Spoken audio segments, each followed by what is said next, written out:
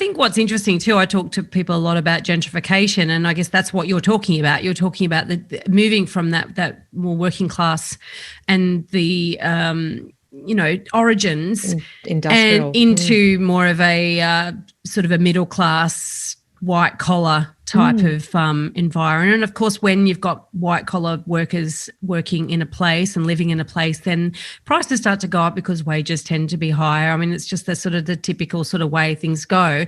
And the gentrification piece is all around it, also having some lovely period homes and period buildings, which I know there are down there in Geelong. Maybe slightly older. They're more Edwardian, aren't they, than Victorian? Would that be right? You've got a few Victorians, but you've also got a lot of Federation and Californian bungalow, and then you've got your mid-century around the Barwon River. So Belmont's got some really beautiful mid-century homes as well. Yeah, and so when you got those period homes that then start to be renovated, and then you start to see the bars and the cafes, they're the sorts of hallmarks of, okay, it's not just we're not talking about gentrification here. This is actually happening. Yes. It's happened. And potentially the growth is, that big uptake on growth has already been taken out or factored into prices. So I would imagine there's no this is not on the horizon. It's now, people paying for it now.